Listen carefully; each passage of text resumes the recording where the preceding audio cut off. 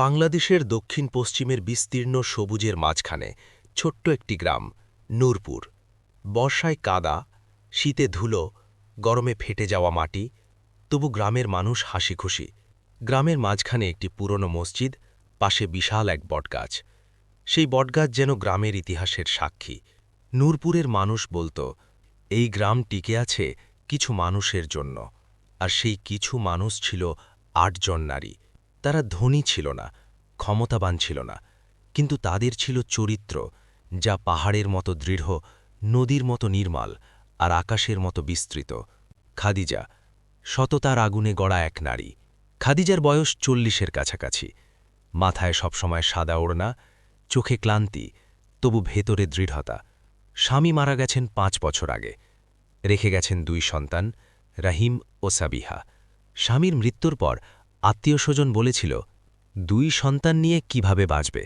কেউ কেউ প্রস্তাব দিয়েছিল পুনর্বিবাহের, কিন্তু খাদিজা বলেছিলেন, আমি ভিক্ষা চাই না, আমি কাজ করব। বাড়ির সামনে ছোট্ট টিনের ঘরে মুদি দোকান খুললেন। প্রথম দিন বিক্রি হল মাত্র ৪৮০ টাকা, কিন্তু তিনি খুশি ছিলেন। সততার পরীক্ষা। এক বিকেলে শহর থেকে আসা এক ব্যবসায়ী তার দোকানে এলো। তাড়াহুড়োয় ৫,০০০-এর বদলে ১০,০০০ টাকা দিয়ে চলে গেল। রাহিম বলল, মা, আল্লাই তো দিয়েছেন। খাদিজা দৃঢ়কণ্ঠে বললেন, আল্লাহ পরীক্ষা করেন, হারাম দেন না। তিনি ৩ কিলোমিটার হেঁটে টাকা ফিরিয়ে দিলেন। লোকটি অবাক হয়ে বলল, আপনার মতো মানুষ আজকাল নেই। সেই দিন থেকে নূরপুরে একটি কথা ছড়িয়ে পড়ে, সততার ঠিকানা খাদিজার দোকান। আয়েশা ছিল নূরপুরের প্রথম মেয়ে যে শহরের কলেজে ভর্তি হয়। তার বাবা একজন ভ্যান চালক, তবু তিনি মেয়ের পড়াশোনা বন্ধ করেননি। সমাজের চাপ। কলেজে গিয়ে আয়েশা নানা চাপে পড়ে। বন্ধুরা বলত, এত সংযম করে চললে চলবে না। কেউ হাসাহাসি করত তার সরল পোশাক নিয়ে। একদিন ক্লাসে একজন ছেলে ব্যঙ্গ করে বলল, গ্রামের মেয়ে, শহরে এসে বদলাও। আয়েশা শান্তভাবে উত্তর দিল, জ্ঞান অর্জন করতে এসেছি, নিজেকে হারাতে নয়। বড় সাফল্য। পরীক্ষায় সে প্রথম হল। কলেজের অধ্যাপক বললেন, তুমি প্রমাণ করেছ চরিত্র কখনো অগ্রগতির বাধা নয়। সেই দিন নূরপুরে মিষ্টি বিতরণ হয়েছিল। মরিয়ম, ধৈর্যের প্রতিচ্ছবি। মরিয়মের স্বামী সড়ক দুর্ঘটনায় পঙ্গু হয়ে যান। একসময় সুখী সংসার, হঠাৎ অন্ধকার। রাতের কান্না। রাতে চুপচাপ কাঁদতেন, কিন্তু দিনের আলোয় হাসতেন। তিনি সেলাই শিখলেন, গ্রামের মেয়েদের কাপড় সেলাই করতে লাগলেন। এক অপমান। এক ধনী মহিলা বলেছিল, তোমার স্বামী তো বোঝা হয়ে গেছে। মরিয়ম শান্তভাবে বললেন, যে মানুষ আমার সুখের সময় পাশে ছিল, তার কষ্টে পাশে থাকব না? এই কথায় অনেকেই লজ্জা পেয়েছিল। রুকাইয়া, আলোর প্রদীপ।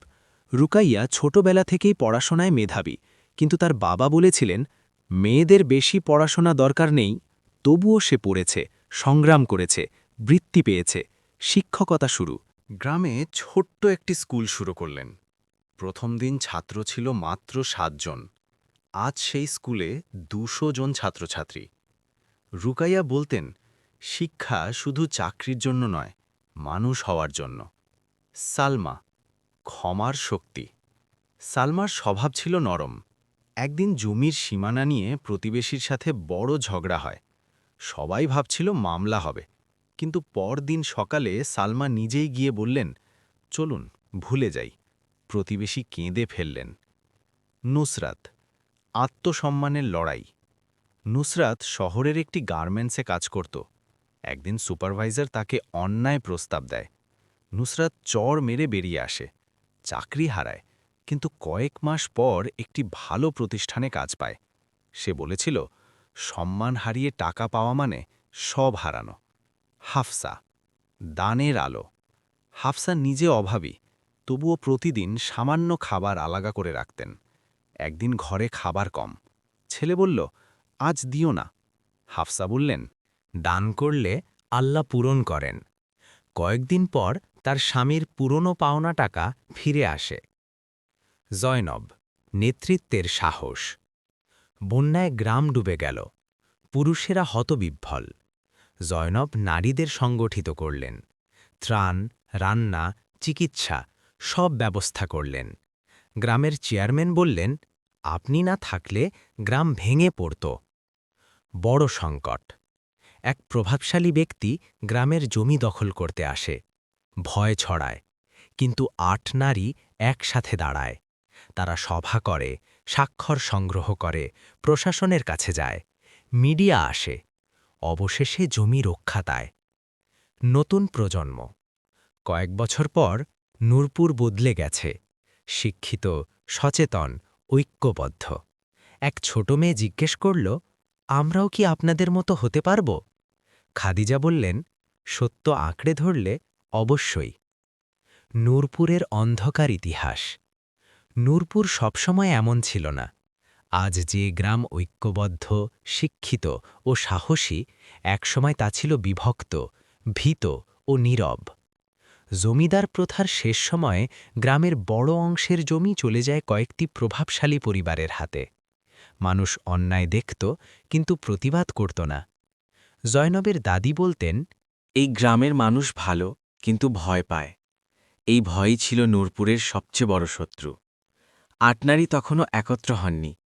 তারা তখন আলাদা আলাদা জীবন নিয়ে সংগ্রাম করছিলেন, কিন্তু ভাগ্য তাদের একত্র করার প্রস্তুতি নিচ্ছিল। খাদিজার অতীত, অসমাপ্ত স্বপ্ন। খাদিজা ছোটবেলায় পড়াশোনায় খুব ভালো ছিল।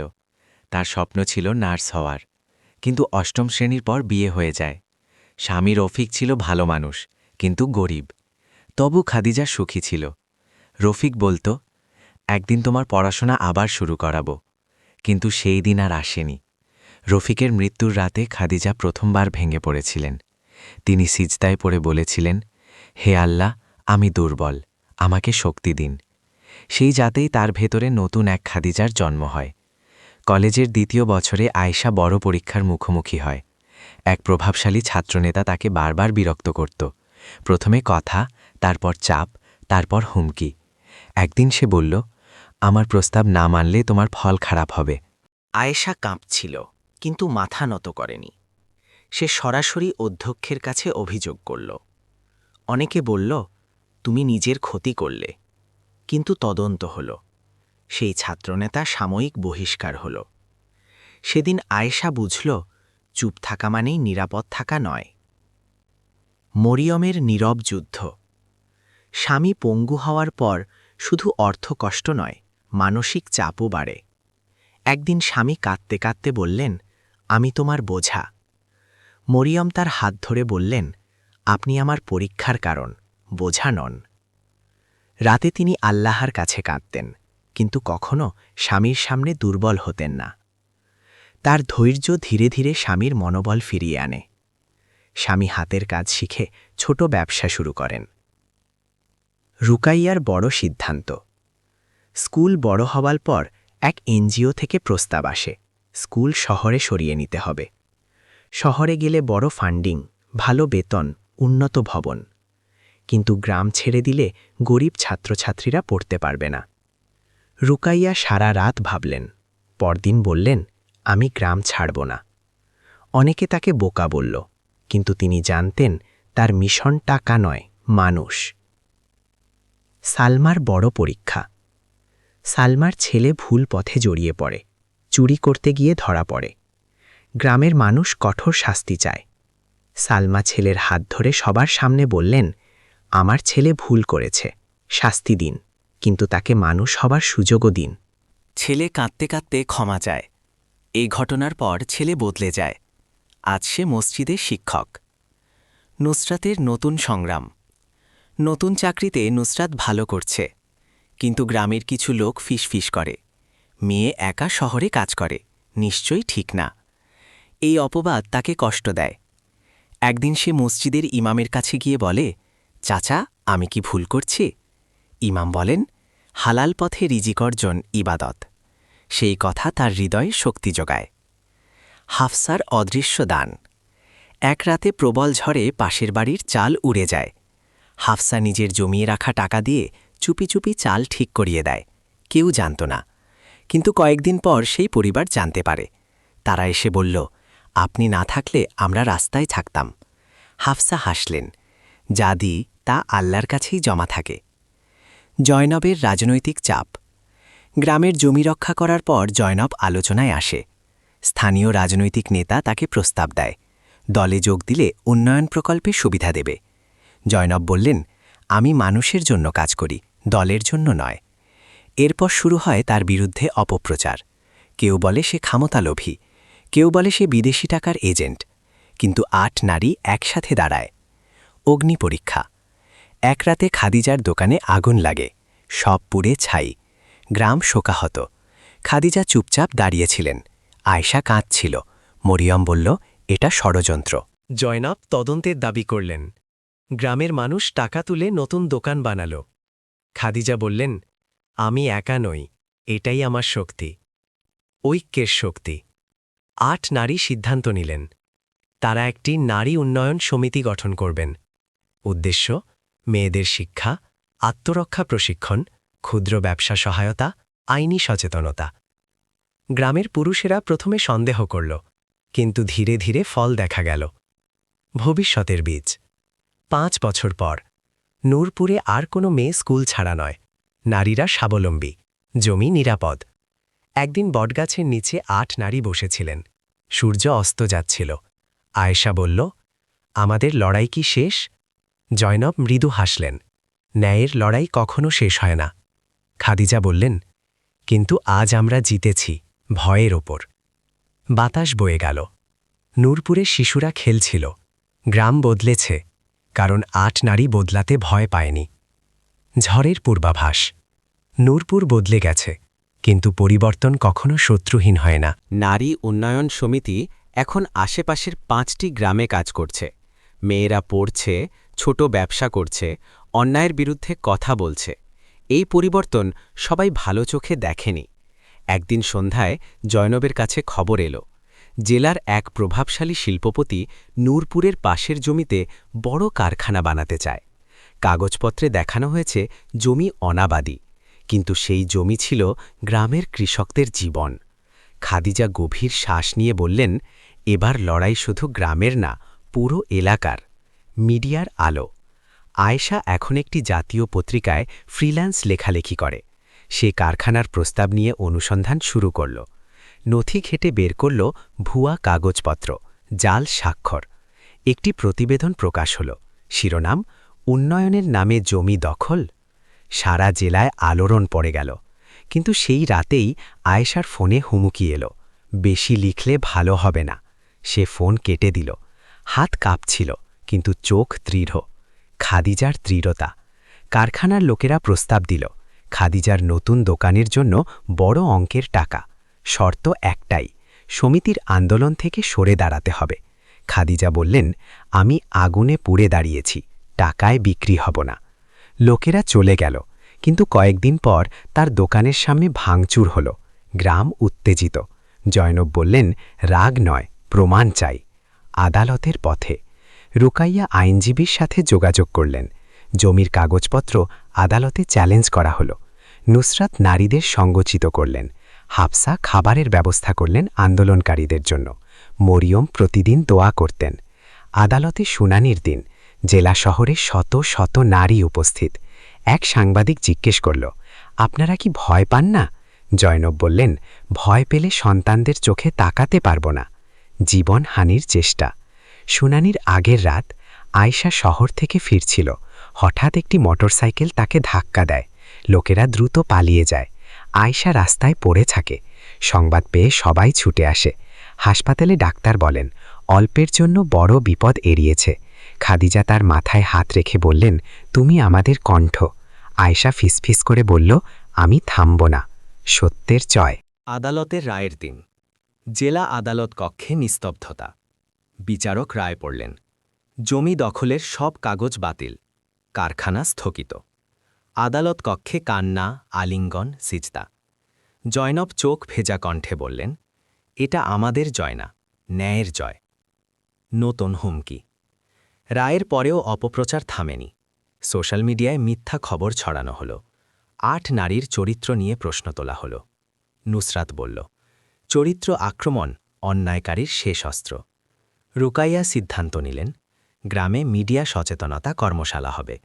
মেয়েরা শিখল কিভাবে ভুয়া খবর চেনা যায়। এক বড় ত্যাগ। হঠাৎ মরিয়মের স্বামীর অবস্থা খারাপ হয়ে যায়।